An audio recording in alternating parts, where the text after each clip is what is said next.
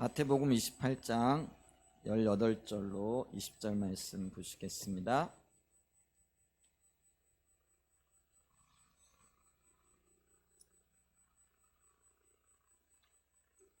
네, 우리 한 목소리로 같이 한번 읽을까요? 같이 한번 합독하겠습니다. 시작. 예수께서 나와 말씀하여 이르시되 하늘과 땅의 모든 권세를 내게 주셨으니 그러므로 너희는 가서 모든 민족을 제자로 삼아 아버지와 아들과 성령의 이름으로 침례를 베풀고 내가 너에게 분부한 모든 것을 가르쳐 지키게 하라. 볼지어다 내가 세상 끝날까지 너희와 항상 함께 있으리라 하시니라. 아멘. 주일날 아침에 우리는 지금 오이코스에 대해서 지금 살펴보고 있고요. 특별히 이 시간에는 오이코스의 기본 원칙들을 살펴보고 있습니다. 그러면서 지난 주간에 우리가 어떤 걸 나누었느냐 하면은 두 번째 원칙을 나누는데 그게 뭐냐면은요. 그 사람이 오이코스에서 선택되고 준비되어진다. 여기서 사람이라고 얘기했을 때는요. 성경적인 용어로 얘기하게 되어지면 제자가 되어지겠고요. 리더십이라는 어떤 측면에서 보게 되면은 리더 혹은 지도자들입니다. 왜냐하면 하나님께서는 우리 모두가 더 자라나기를 원하시는데 제자로 자라나기를 원하시고 또 그것이 다른 말로 얘기하면 지도자요 리더로 자라기를 원하시는데 이게 지도자요 리더라고 할 때는 다른 사람들을 주님께로 이끌 수 있는 이제 그 자리까지 나가야 된다라는 것이죠. 자, 그랬을 때 어떤 사람들이 오이코스 안에서 이렇게 발견되어지느냐면요, 이렇게 보고 또 배우고 또 듣는 귀가 열려져 있는 사람들이라는 것이죠. 그 말은 다른 말로 얘기하면은 기본적으로 주를 향한 갈망이 있고 또 주님의 말씀 가운데에서 자라나고자 하는 그런 열망이 있는 그런 사람들이라는 것이죠. 그래서 이들을 보고 또 이들을 발탁하고 또 이들에게 하나님의 말씀을 집중적으로 가르치는 일들이 오이코스 안에서 일어나게 되어진다는 거죠. 그러면서 그들이 그 들은 것을 또 삶에 실천하고 또 본 것을 삶 가운데 이루어 나가게 되어질 때에 그것을 경험하게 되어지는 일들이 일어난다. 이렇게 말씀을 드렸습니다. 경험한다라는 거는 말씀이 그의 삶에 열매 맺게 되어진다라는 것이죠. 여러분, 말씀은 그냥 지식으로 한 귀로 듣고 한 귀로 흘리는 게 아니라 그 말씀이 나의 삶의 실제가 되어지고 그 실제가 되어진 열매를 가지고 다른 사람들에게도 본을 보이고 또 가르치고 그들로 하여금 그런 열매를 누리고 또 살게끔 하는 그런 역사가 있어야 된다라는 것이죠. 자, 그랬을 때에 그 오이코스 안에서 이런 일들이 일어나야 된다라는 것이죠.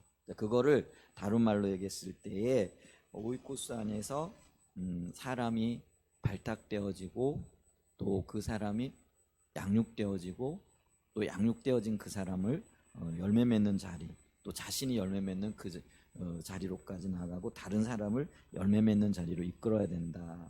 이 부분을 우리가 지난 주간에 살펴봤습니다. 근데 이런 것들은 본보기와 설득을 통해서 일어난다 이렇게 얘기를 했죠. 그래서 앞선 사람들의 그 본보기가 있어야 됩니다. 교회 전체적으로 보게 되면은 영적으로 성숙한 자들이겠죠. 그 다음에 그 다른 말로 얘기하면 교회 목회자를 통해서 이런 본보기들이 보여져야 되고 또 오이코스 안으로 들어가게 되어지면은 오이코스 리더가 이런 본보기를 보여줘야 됩니다. 그러면서 그런 삶을 살도록 설득하고 그리고 그들을 이끌어 나가야 되는 거죠. 이 설득한다라는 거는요 다른 게 아니고요. 주님 바라봐야 된다. 주님 찾아야 된다. 주님과 함께 가야 된다라는 거를 끊임없이 설명해주고 그 자리로 나갈 수 있도록 이끄는 거예요. 여러분, 우리에게는요 어떤 삶에 뭐라 그럴까요? 이렇게 열매를 거둘 수 있는 힘과 능력이 없죠. 그런데 우리가 열매를 맺을 수 있고 또 그것을 다른 사람들에게 나눌 수 있는 힘과 능력은 어디에서부터 오느냐면요 주님으로부터 옵니다. 그걸 우리가 은혜에 의한 삶이라 이렇게 얘기합니다. 근데 우리가 은혜를 얻고 또 은혜를 잊기 위해서는요 주님 찾아야 돼요. 이게 가만히 있는다고 은혜가 임하는 게 아니거든요. 성경의 모든 원리들을 보면은요, 하나님이 오셨을 때 그 하나님을 찾아 나가는 우리의 반응이 있어야 된다라는 거죠. 근데 대부분의 많은 경우는 그냥 가만히 있으면, 혹은 내가 주님을 찾지 않아도, 또 주님의 은혜를 구하지 않아도 저절로 되어지는 것처럼 생각한다라는 거죠. 근데 영적인 역사는요, 저절로 되어지는 게 없습니다. 하나님이 우리에게 은혜 베풀기로 작정하셨다라고 할지라도 우리가 주님을 찾아 나아가는 그런 갈망이 있어야 된다라는 것이죠. 그래서 우리의 삶에 여러 가지 어려움과 난제들이 있는데, 이 어려움과 난제들 가운데 하나님의 임재와 도우시는 어떤 능력, 또 그 열매 맺게 하시는 하나님의 그 어떤 은혜를 누리기 위해서는요, 우리가 주님을 찾아야 됩니다. 주님을 구하여 나가야 된다라는 거죠. 주님을 찾고 주님을 구하여 나갈 때에 주님께서 우리에게 부으시는 은혜들, 또 임재의 능력들, 이런 것들이 우리의 삶의 실제가 되어진다라는 것이죠. 그런데 우리는 가끔 착각합니다. 찾지도 않고 구하지도 않고 주님께로 나가지도 않으면서 주님이 우리를 도우실 거라. 안 해요. 우리가 주님을 찾아 나갈 수 있는 은혜가 있길 축복합니다. 그래서 우리의 있던 자리에서, 그러니까 나태하고 게으르거나 혹은 그 뭐랄까요, 절망과 실망 가운데에서 주님과 상관없는 자리에 있는 그들을 설득하고 본보기를 보여주면서 주님께로 나가도록, 혹은 주님을 찾도록, 주님을 구하도록 그렇게 이끌어내야 하는 게, 그게 목회자의 사명이고 혹은 오이코스 리더들이 해야 될 일들이라는 것이죠. 근데 이게 참 쉽지 않습니다. 네, 그럼에도 불구하고 끊임없이 권면하고 끊임없이 어떤 면에서는 채근하고, 근데 이게 채근한다고 되어지는 일들은 아니겠지만은 또 어떤 면에서는 채근한다고 욕하는 분들도 있을 수 있어요. 왜 그렇게 힘들게 하느냐고. 근데 그게 그런 마음이 부어졌을 때, 또 그 마음이 부어져야만이 양들을 돌볼 수 있고요, 또 주님께로 이끌 수 있는 은혜가 넘치게 되어진 줄 믿습니다. 어쨌거나 이런 지도자가 발굴되어지고 또 믿음의 사람들로 세워지는 과정 중에 있어서 본보기가 굉장히 필요하다. 그리고 설득을 통해서 그들을 주님께로 이끌어야 가야 된다라는 것들을 지난 주간에 좀 살펴봤습니다. 오늘 좀 보기를 원하는 것은 뭐냐면은요, 모든 그 오이코스 구성원들은 오이코스를 통해 제자로 성장해 가야 된다라는 것이죠. 아까도 말씀드렸듯이 이 제자를 리더십의 차원에서 보게 되어지면은 리더 혹은 지도자로 성장해 가야 된다라는 것이죠. 이게 성경에서 제시하고 있고 가르쳐주고 있는, 그리고 우리에게 명령하고 있는 바라는 것이죠. 오늘 우리가 마태복음 28장 18절로 20절 말씀을 보면은 예수께서 나와 말씀하여 이르시되 땅의 모든 권세를 내게 주셨으니, 이러시면서 우리에게 두 가지 명령을 지금 하고 계신데, 그게 뭐냐면은요, 가서 모든 민족을 제자로 삼아서 아들과 성령의 이름으로 침례를 주라라는 것이죠. 여기 두 가지 동사가 사용되어져 있고, 이 두 가지 동사를 통해서 한 가지 명령을 우리에게 내리고 있는데, 그게 뭐냐면은 모든 민족을 제자로 삼아 아버지와 아들과 성령의 이름으로 침례를 주라라는 거죠. 이 침례는 뭐냐면은요, 그 예수를 믿겠다라는 믿음의 표현입니다. 예수 그리스도가 나의 삶의 주인이 되어지고, 또 내가 예수 그리스도 안에서 거듭난 생명을 살겠다, 그리고 살고 있다라는 것들을 드러내고 보여지는, 그게 바로 침례를 하는 어떤 이유이기도 하다라는 거죠. 물론 침례는요, 내가 예수 그리스도와 함께 십자가에 못 박혀 죽은 자가 되어졌고, 또 예수님의 부활에 동참함으로써 물속에서 나올 때죠, 내가 그 부활의 능력과 생명을 누리는 자가 되어졌다라는 그런 의미가 있습니다. 그런데 침례를 하는 이유는 뭐냐면은요, 이게 다른 말로 얘기하면은 남녀가 결혼하고 결혼을 세상에 이렇게 보여주는 거죠. 그랬을 때 우리가 이제 부부 되어졌습니다 하는 것들을 결혼식을 통해서 보여주는 거잖아요. 마찬가지로 침례 의식을 우리가 함으로써 내가 이제 하나님이 나의 삶의 온전한 통치자의 주권자가 되어졌습니다. 내가 이제 주님을 주인 삼고 살아가겠습니다. 이거를 세상 사람들에게 또 주변에 있는 사람들에게 알려주는 그런 의미도 있다라는 것이죠. 자, 그랬을 때 이렇게 침례를 받게 하라라는 거죠. 믿음의 고백을 하나님 앞에 드리게 하는 것이죠. 그러면서 또 나아가 뭐라고 얘기를 하느냐면요, 침례를 받은 그 사람들이 이제 제자가 되어졌는데 이들에게 주님의 모든 말씀들을 가르치고 지키게 하라라는 것이죠. 가르치고 여기서 우리가 좀 봐야 될 게 있는데 뭐냐면은 가르침을 받았을 뿐만 아니라 그것을 삶의 실제에서 지킬 수 있도록 하라라는 것이죠. 이게 이제 제자에게 부여되어진 명령입니다. 자, 여기 보게 되어지면은요, 예수님께서 이 말씀을 하실 때에 이 말씀을 하시는 대상이 누구냐면은요, 11 제자입니다. 이 11 제자는 그럼 누구를 얘기를 하느냐면 오늘날 그리스도 안에서 제자 되어진 모든 사람들을 이야기한다라는 거죠. 그래서 단순하게 11명의 이 오늘 본문 말씀에서는 11명의 제자에게 말씀하시는 것이지만은 그리스도 안에서 모든 제자 되어진 자들에게 주시는 말씀이라는 것이죠.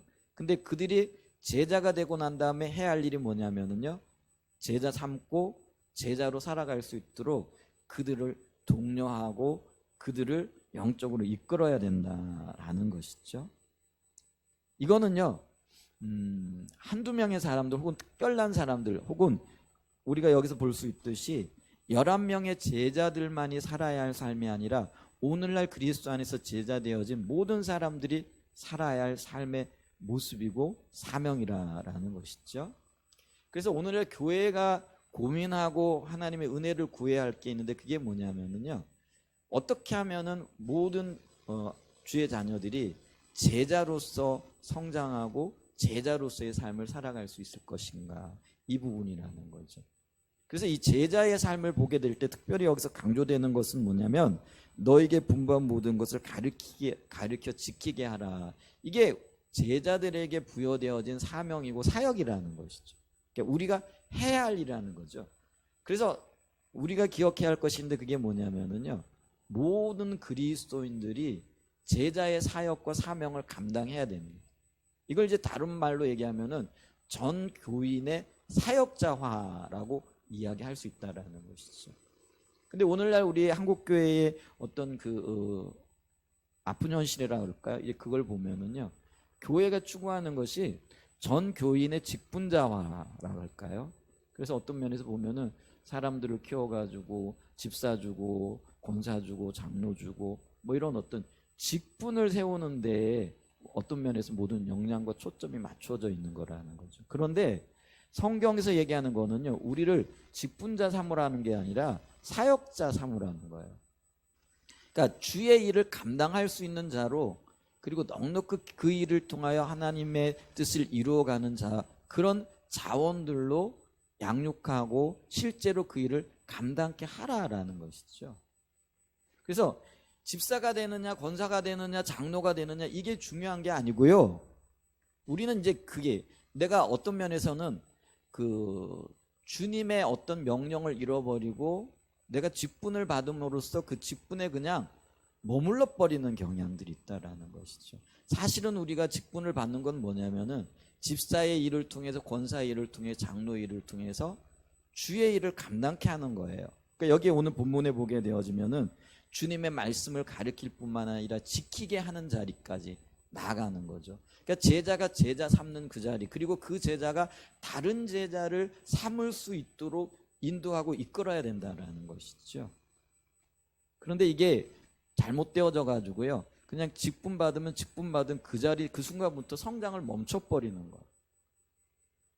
근데 주님이 우리에게 말씀하시는 거는요, 그 직분이 소중한 게 아니라 직분을 가지고 어떤 일을 하고 있고 어떤 사역을 감당하고 있고 어떤 열매를 맺고 있느냐가 훨씬 더 중요하다라는 것이죠. 그걸 전 교인의 사역자화라, 이걸 다른 말로 얘기하면 모든 그리스도인들이 제자가 되어져야 된다라는 걸 의미한다라는 것이죠. 이게 왜 그렇게 중요하냐면은요. 우리가요, 이렇게 한 사람이 예를 들면은요, 주의 일을 감당해요. 다른 말로 얘기하면은 한 사람이 1년에 한 사람씩 이렇게 제자를 삼게 되어지면은요, 어떤 현상이 나타나느냐면은요, 30년 후가 되어지면은요, 몇 명이 구원을 받게끔 되어지느냐면요, 21억 4천 명 가까이가 구원을 받는다라는 거지. 자, 예를 들면 이래요. 한 사람이 그 1년에 1만 명씩 전도했다 이렇게 치십시다. 예를 들어 가지고요. 대단한 일이죠. 한 사람이 10,000명을 전도를 했어요. 그러면 30년 동안 전도하게 되어지면 몇 명이 구원을 얻는 거예요? 30만 명이 구원을 얻죠. 그러니까 교회 안에 어떤 특출난 사람이 있어가지고 그 사람이 30만 명, 그러니까 1년에 10,000명씩 전도를 해가지고 구원받겠다라는 거죠. 근데 30년 동안을 매년 그렇게 전도를 했다라고 할지라도 구원받는 숫자가 얼마냐면 30만 명이에요. 그런데 교회 안에 모든 그리스도인을 제자 삼고 그 제자 된 그리스도인들이 1년에 한 명씩만 전도하게 되어지면은 30년이 지나고 난다면은 어떤 일이 일어나느냐면요, 21억 4천 명에게 복음이 전해진다라는 거예요. 구원받게 되어진다라는 거예요. 그러면은 32년 1년째가 되어지면 어떻게 되어지는 거예요? 21억의 배가 되어지니까 어떻게 됩니까? 42억 8천 명. 42억 8천 명. 그 다음에 32년째가 되어지면 어떻게 되어집니까? 80만 명이 넘게 되어지는 사람들이 예수 믿게 되어지는 거예요. 여러분, 이게요, 꿈 같은 이야기이죠. 그런데 우리가요, 그 구원받은 사람으로서 제자의 삶을 살게 되어질 때에 우리 모두가 제자가 되어지면은요, 어떤 면에서는요, 10,000명씩 전도 안 해도 돼요. 그냥 1명만 전도해도 돼요. 1년에. 1년에 10,000명 전도하기 힘들죠. 그런데 1명 전도하기는 우리가 조금만 더, 뭐 표현이 좀 그런데요, 은혜를 구하고 또 기도하고 또 섬기고 이렇게 되어지면은요, 그게 불가능한 일이 아니라라는 거죠. 그런데 우리가 그 일을 못해요. 못하는 이유가 뭐냐면은요, 우리가 주님의 사역자로 또 주님의 제자로 온전하게 헌신하고 주님과의 관계 속에서 우리 자신의 사명을 인식하지 못하고 있기 때문에 그렇다라는 거예요. 하나님 나라의 사역에 동역하고자 하는 그런 절박한 마음이 있게 되어지고, 나부터라도 한 사람에게 복음을 전하고 그 사람을 그리스도께로 인도하겠다라고 할 때에, 여러분, 이 모두가 그것이 공유되어지면은요, 32년째가 되어지면은요, 지구상의 모든 사람들이 예수 믿게 되어지는 그런 일들이 생겨날 수 있다라는 것이죠. 이론적으로는 그렇습니다. 여러분, 우리나라 인구가 지금 우리나라 전 세계 인구가 지금 70몇 억 명이잖아요. 제가 정확하게는 잘 모르겠는데 아마 70몇 억 명쯤 되어질 거예요. 그런데 80억의 인구가 지금부터 시작해가지고요, 우리가 한 사람, 우리 지금 여기 지금 한 30명, 40명 정도 앉아 있는데, 여러분 한 사람씩만 전도하면 어떤 일이 나타나는 거죠? 내년엔 80명, 후년에는 그 80명이 3년째는요 160명, 4년째는 320명. 이제 이러면서요, 그게 기하급수적으로 나가면서 30년째가 되어지면은 21억 4천 명. 엄청난 일들이 일어나는 것입니다.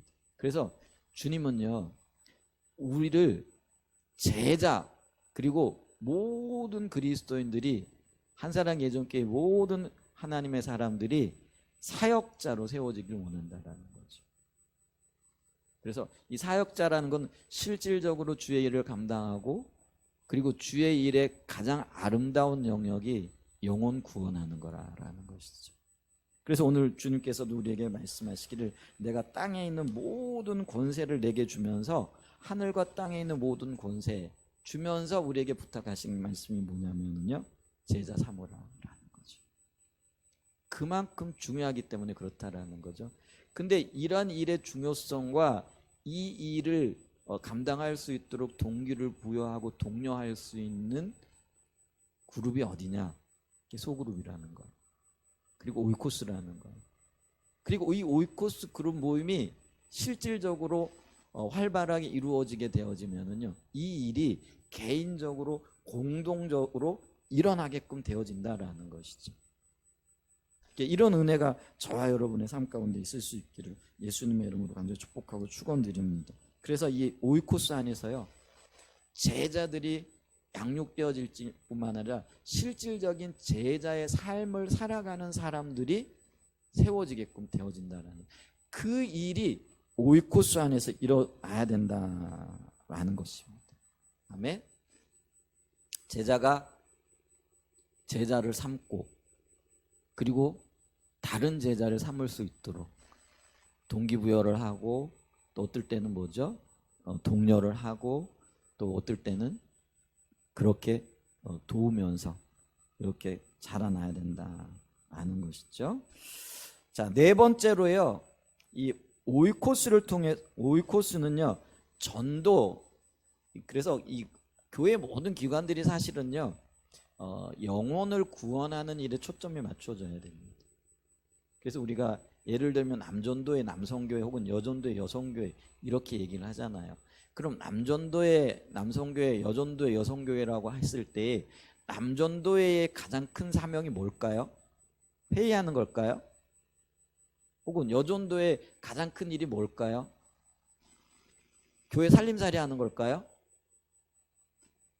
아니에요. 여러분, 그것도 포함이 되어져요. 물론 여전도의 식구들 수고하고 또 교회 여러 가지 일들을 감당하고 있는 것 알고 있습니다.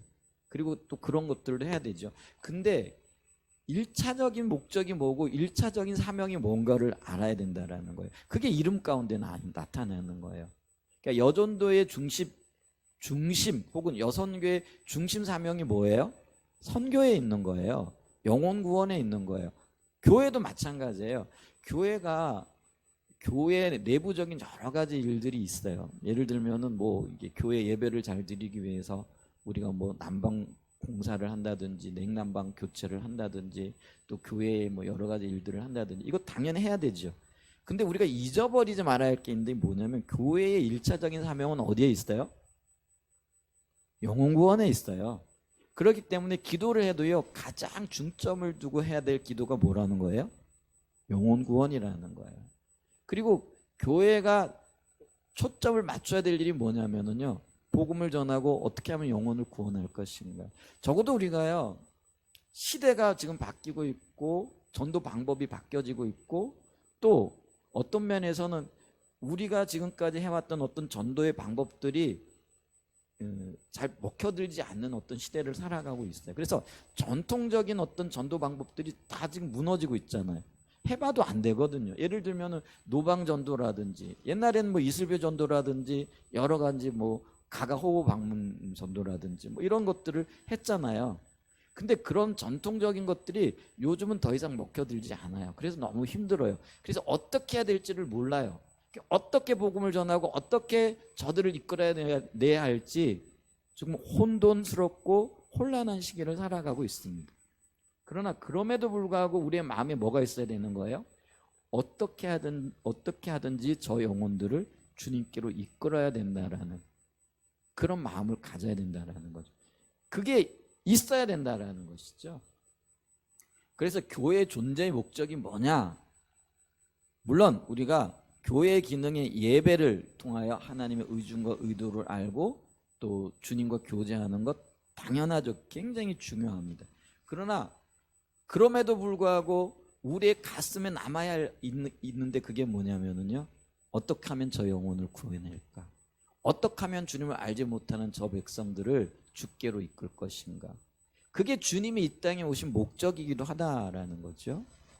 그 마음이 저와 여러분들에게 살아있는 은혜가 있기를 축복합니다. 그래서 이 마음을 가지고 오이코스가 전도를 통해서 지역사회로 나가야 한다라는 거죠. 이걸 로렌스 콩 목사님은요, 침투한다라고 이렇게 얘기를 합니다. 이 침투라는 거는 전쟁 용어잖아요. 그잖아요? 이게 뭐라 그럴까요? 세상에 빼앗겨 있고 사단에 의해 가지고 포로된 저들에게 우리는 뭐죠? 하나님의 군대잖아요. 이 하나님의 군대인 오이코스가 작전을 펼치는 거예요. 전쟁 용어예요. 침투에 들어가는 거예요. 왜? 뺏어 오려고. 그래서 이 오이코스는요, 여러분 기억하셔야 됩니다. 가는 구조예요. 그러니까 특공대랑 마찬가지라는 거예요. 나아가서 그들에게 잡혀있는, 어둠의 권세에 잡혀있는 그들을 빼앗아 오는 거라는 것이죠.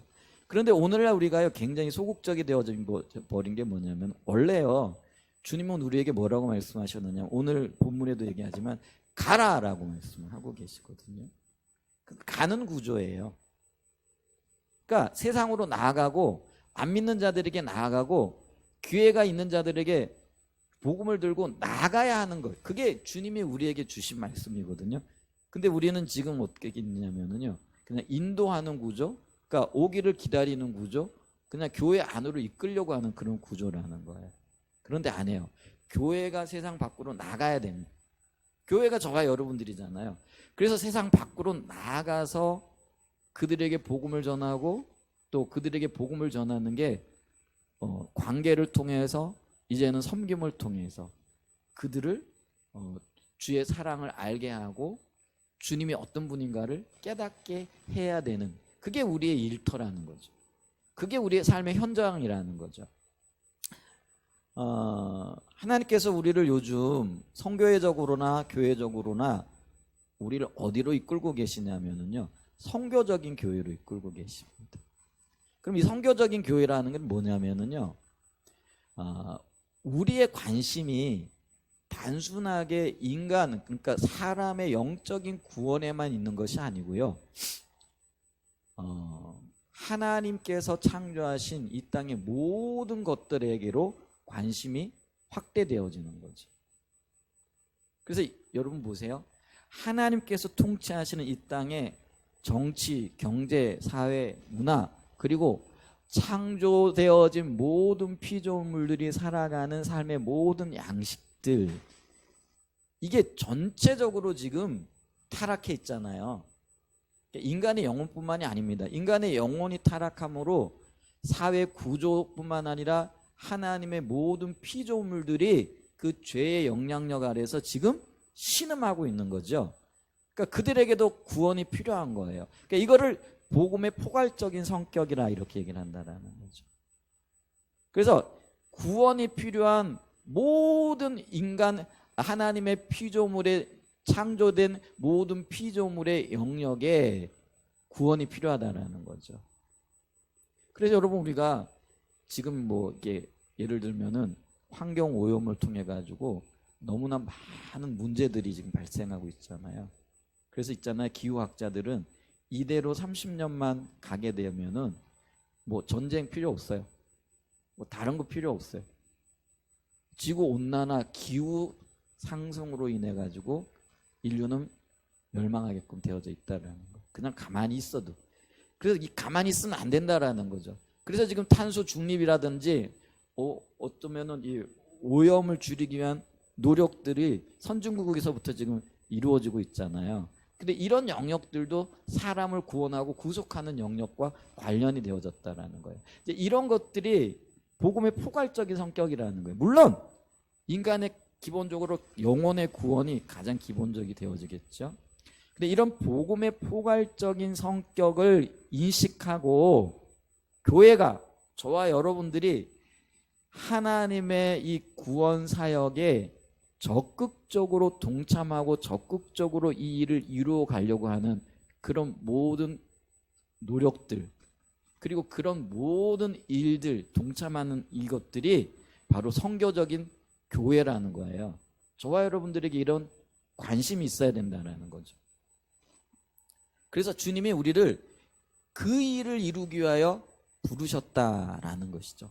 그리고 이 일을 이루어가는 데 있어서 이 일이 교회에서만 이루어지는 것이 아니라 효과적으로 이 일들이 이루어지기 위해서는요, 우리의 삶의 현장이 바로 그 일이 이루어지는 곳이 되어져야 된다라는 거예요.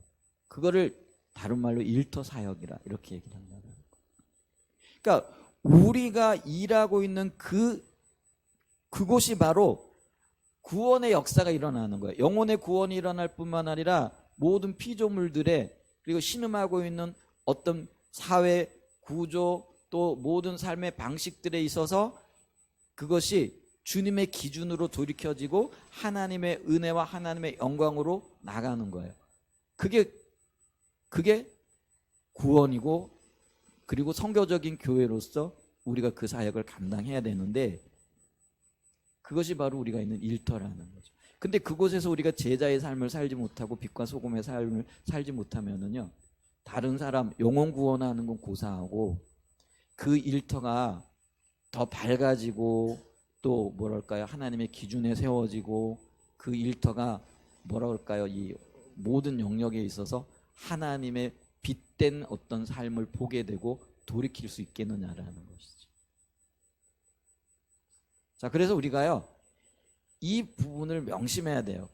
그래서 이 선교적인 교회라는 거는요, 교회 안에뿐만 아니라 이 땅 모두가 하나님의 피조물이요 창조물이라는 거예요. 그럼 이 땅 모두가 하나님의 구원을 고대하고 있다라는, 성경은 그렇게 얘기하죠.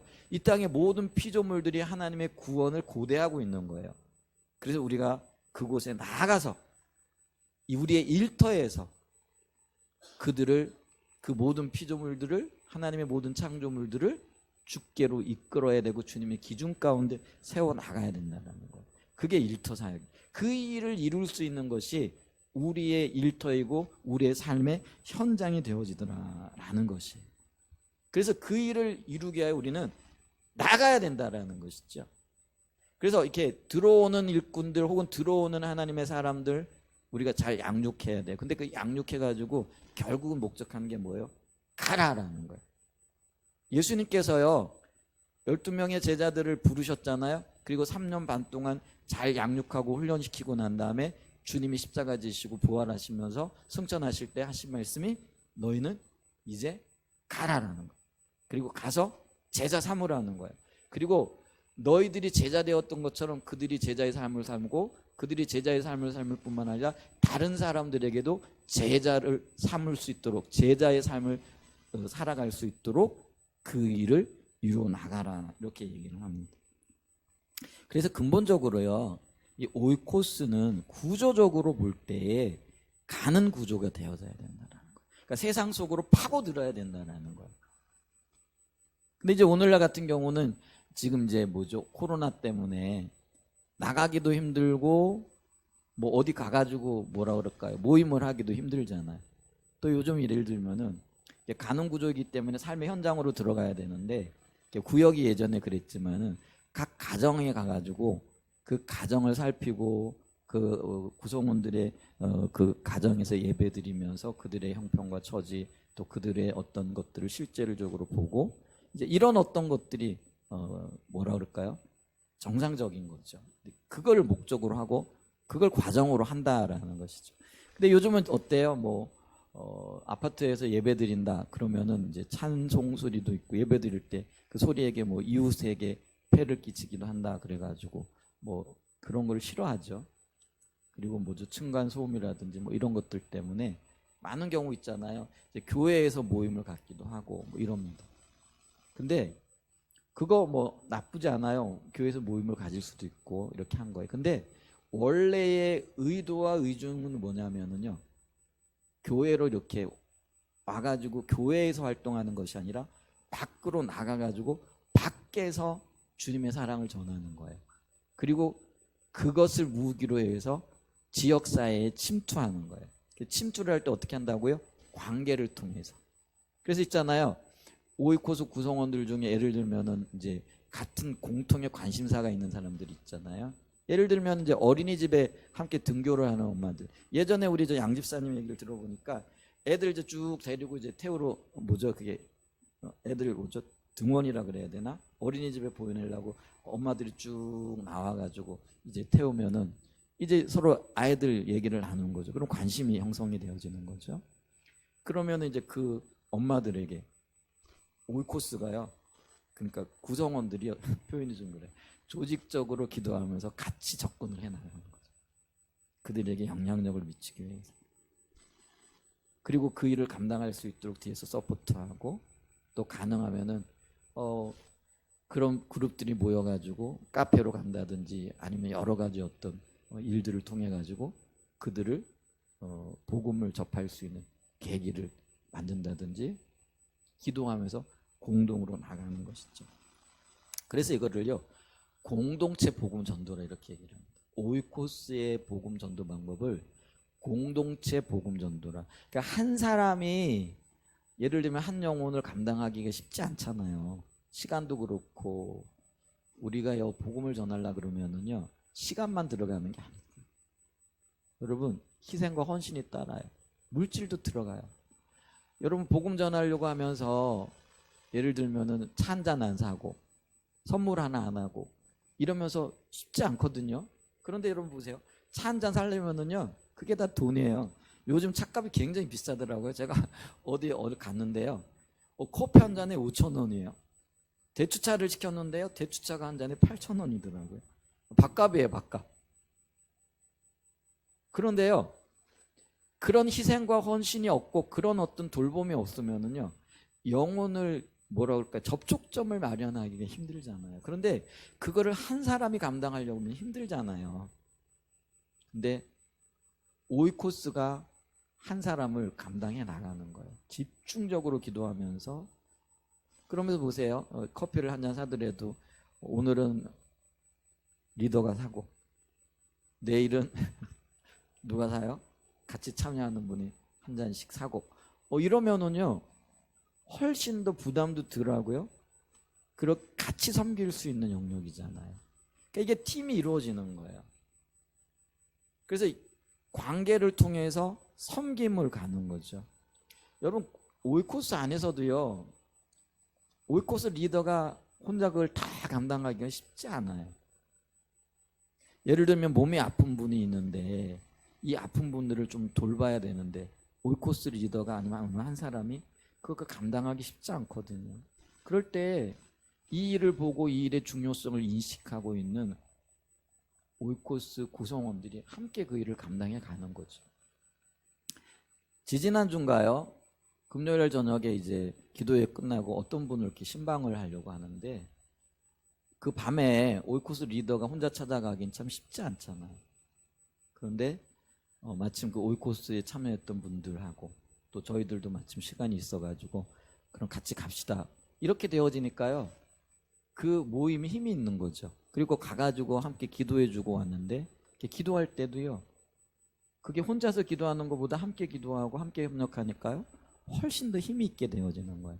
그게 공동체 복음 전도인 거예요. 그러니까 오이코스는요. 이런 어떤 공동체의 장점을 잘 살려나가야 돼요. 그래서 오이코스가 정상화되어지고 활발하다라는 거는요. 이런 일들이 일어나야 되거든요. 그러기 위해서는 뭐냐면은요. 기존의 오이코스 리더들 뿐만 아니라 구성원들이요.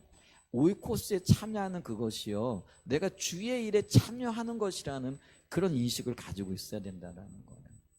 여러분 주의 일이 뭡니까? 특별하게 보여져가지고 복음 전도하고 아니면 어떤 일에 뭐 참여하고 어떤 보여지는 일들 이게 감당하는 것 그것만이 주의 일이 아니거든요.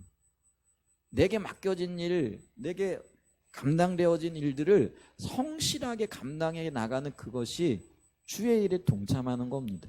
그러니까 오이코스에 참여하는 그 일 자체만으로도요, 우리는 주의 일을 감당하는 거예요. 그게 왜냐면은요, 주님 안에서 힘이 되어지거든요.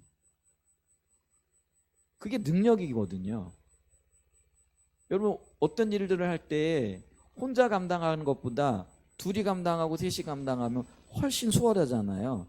근데 이게 영적인 원리도 그렇다라는 거예요. 여러분, 이 오이코스의 일 혹은 우리가 공동으로 감당할 여전도면 여전도의 어떤 일을 공동으로 감당하는 게요. 이게요. 무형의 힘이고 무형의 능력이고 무형의 하나님의 그런 놀라운 역사라는 거예요. 책상 하나를 들 때 혼자는 못 들어요. 근데 둘이 들면 들잖아요. 근데 그거는 보여지는 힘이라 아 그러네 이렇게 이해가 되어져요. 그런데 우리가요. 오이코스 안에서 어떤 일들을 감당할 때 그게 오이코스 리더만 그 일을 감당하게 되어지면은요 너무 힘들어요. 그런데 한 사람 두 사람 함께 협력하게 되어지면은요 그 일은요 훨씬 더 수월해요. 근데 그건 눈에 안 보이니까 우리는 그게 능력이고 힘이고 그게 주의 일이라는 걸 몰라요. 여러분 보이는 것만이 주의 일이 아니라는 거예요. 보여지지 않지만 그게 힘이고 능력이에요. 그게 복음체, 공동체의 복음 전도 방법이고요. 이게 사랑의 섬김을 통해서 또 관계를 통해서 그리고 함께하게 되어질 때 여기에 뭐가 형성이 되어지느냐면요 힘이 형성이 되어지는데 인간적인 힘을 얘기하는 게 아니에요. 하나님의 주시는 능력이에요. 그게 이제 은사와도 굉장히 밀접한 능력이 되어진다는 것이죠. 여러분 우리가 이렇게 공동체의 능력을 가지고 나갈 때요 빛이 비치기 시작을 해요. 그리고 그 빛이 비치게 되어질 때에 변화의 역사가 있게 되어지는 거예요. 여러분 우리가 이걸 좀 깊이 생각해 봐야 될 그게 뭐냐면요 너희는 세상의 빛이라 너희는 세상의 소금이라 주님이 우리에게 말씀하셨잖아요. 그게 하나님의 사람들에게 주신 말씀인데 그러면 이 하나님의 사람들이 모인 공동체가 한사랑 예전교회잖아요. 그러면 이 한사랑 예전교회가 있는 이곳이 빛이 비춰져야 되고 그 빛이 바깥으로 드러나야 되거든요. 그 말은 한사랑 예전교회 때문에 이 여기가 덕암동이죠. 이 덕암동이 빛을 보고 있느냐라는 거예요. 변하고 있느냐라는 거예요. 여러분 우리가 이거를 가슴 아프게 우리가 돌아봐야 됩니다.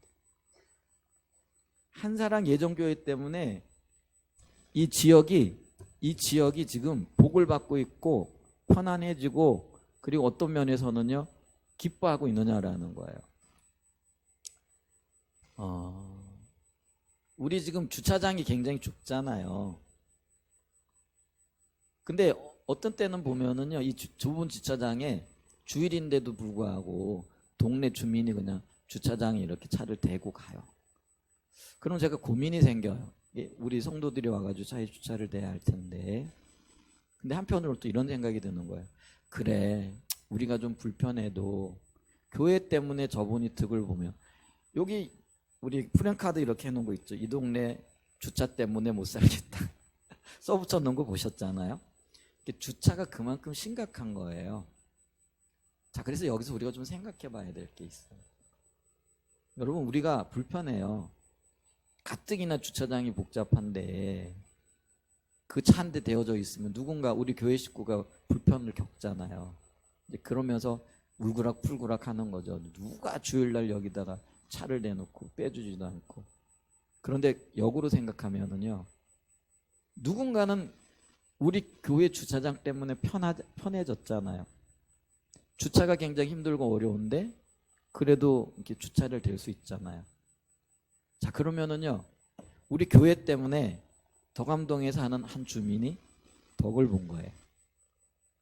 그런데 만약에 우리가 그것 때문에 불편해가지고 막 욕을 하고 막 이러면은요 그 빛이 가려지는 거잖아요. 그러니까 우리가 조금 손해보고 살자고요. 뭐 어쩔 수 없을 때는 전화하기도 하는데 여러분 좀 그렇지만 우리 옆에 앞에 뭐 어느 곳에서 우리 교회 식구들이 차를 세워놨더니 예배 시간에 막 전화를 하고 난리가 났어요. 공간이 없는 것도 아닌데 그건 뭐 우리 형편이고 사정이긴 하지만은 근데 그랬을 때 마음이 불편하잖아요. 그리고 어때요? 다시는 저곳에 가지 말아야지. 다시는 저 사람들하고 상종하지 말아야지. 이런 생각이 들거든요. 그렇지 않으세요? 그런데 교회가요 이곳에 존재하면서 교회의 어떤 권리를 주장하고 이건 내 땅이니까 우리 주차장이니까 아니면 우리의 어떤 그 보호 아래 경계 아래 있는 거니까 하고 이렇게 구별을 짓기 시작하고 우리의 편리함만을 따라가게 되어지면은요 누군가는 그걸 경험한 사람은요 불편해진 거예요. 그래서 다시는 한사랑 예전교회 안 가리라. 다시는 한사랑 예전교회 쳐다보지도 않으리라. 여러분 이렇게 복음의 전도의 문이 닫혀지는 거고요. 빛이 비칠 기회가 사라지는 거거든요. 여러분 우리 그걸 좀 깊이 생각해 봐야 되는 거예요.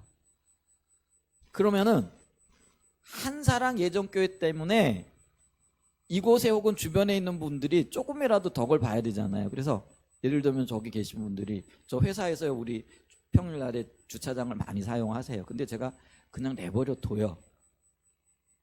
보는 이유는요, 예수 안 믿는 분들이 우리 교회에 오시지 않아도 좋아요. 그런데 교회가 참 편안하더라. 눈치 보면서 주차하잖아요. 그런데 눈치 안 주고 편안하게 되세요. 제가 만나면 괜찮아요. 근데 그 얘기는 해요. 혹시 주일이나 이럴 때 우리가 좀 쓸 때는 피해 주세요 얘기를 하지만은 평상시는 괜찮아요. 제가 얘기를 하거든요. 그러면은 저분들이 아주 편안하게 와서 그냥 주차되고요. 저보고도 씩 웃고 가요. 제가 그냥 모른 척하고 그냥 같이 웃어줘요. 그러면 저분들이요. 아, 교회가 이렇게 편안한 곳이구나. 눈치 안 봐도 되는 곳이구나. 그래서 언젠가 삶에 여러 가지 문제가 생기고 주님이 그들을 찾아가실 그때가 있잖아요. 그러면 그들이 우리 교회가 아니더라도 자연스럽게 교회의 문을 넘을 수 있지 않을까요? 우리가요, 모든 사람들에게, 모든 이 덕암동 주민들에게 뭐라 할까요? 빛을 비출 수 없고 덕을 끼칠 수는 없어요. 근데 누군가는 우리 교회 때문에, 우리 한사랑 예전교회 때문에 빛을 보고 덕을 보면은 그걸로 족한 거 아닐까요? 그래서 우리가요, 조금 불편하게 살자고요. 너무 그냥 세상적인 기준을 내고 우리 건데, 우리 주차장인데, 혹은 우리의 어떤 경계 안에 있는 건데 이렇게 하지 말자고요. 근데 그게요, 교회뿐만 아니라 오이코스도 그래야 되고요, 우리 가정도 그래야 되고요, 예수 믿는다라는 것 때문에. 왜 그래야 되는데요? 우리 예수 믿는 자들이잖아요. 예수님이 우리의 삶의 주인인 자들이잖아요. 예수님이 그렇게 사셨잖아요.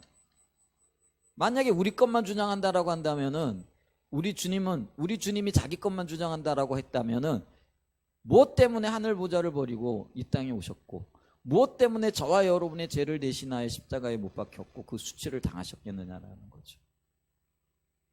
그 주님이 내가 그렇게 살았어, 그러니까 너도 그렇게 살아, 그리고 그렇게 살도록 제자 삼아, 이렇게 지금 말씀하고 계시고 명령하고 계시다라는 것을. 그리고 그 사명이 우리에게 있기 때문에 우리는 이 삶을 살아가기 위하여 다듬어져야 되고 훈련받아야 되고요, 그리고 그 삶을 살도록 우리 자신을 돌아봐야 된다는 거죠.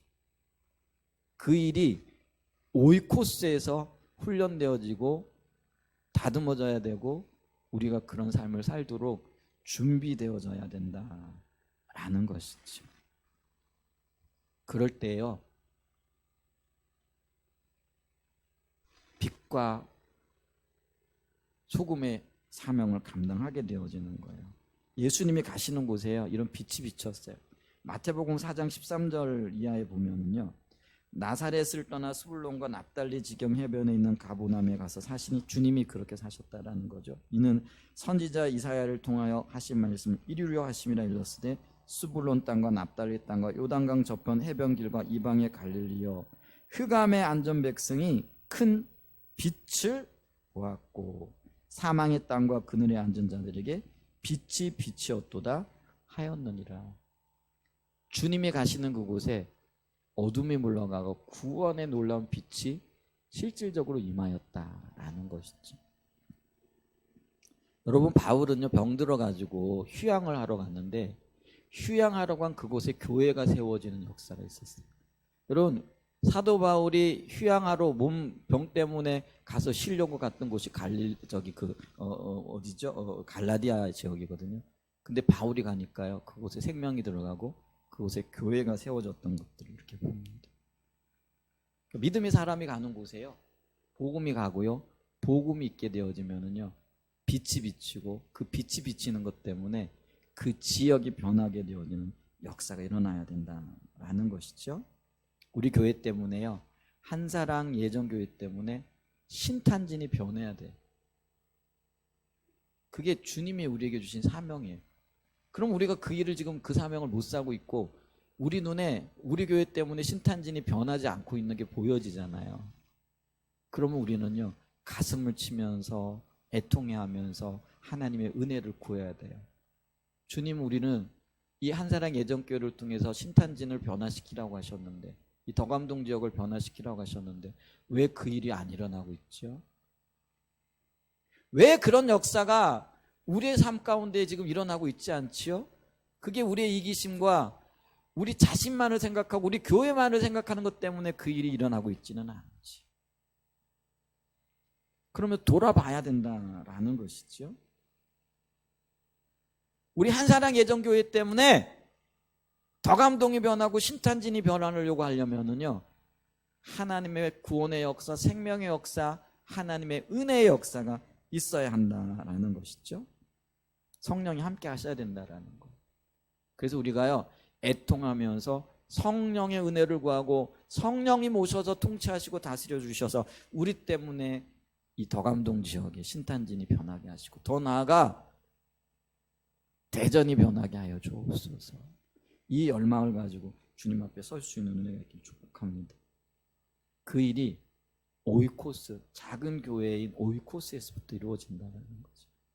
자, 그랬을 때 우리가요, 무엇을 추구하고 뭘 바라보고 뭘 목표로 나가야 할 것인가, 이게 있어야 우리가 어떻게 살아야 할지, 어떻게 반응해야 할지, 어떻게 나가야 할지가 보여진다라는 거예요. 근데 이것도 없이 오이코스 모인다, 교회 모임으로 모인다, 이게 무슨 의미가 있느냐라는 거예요. 그래서 지금 제가 이 이야기를 나누고 있는 겁니다. 오이코스를 통해서요, 오이코스는 전도를 통해서, 빛을 통해서요, 지역사회로 나가야 된다라는 것이죠.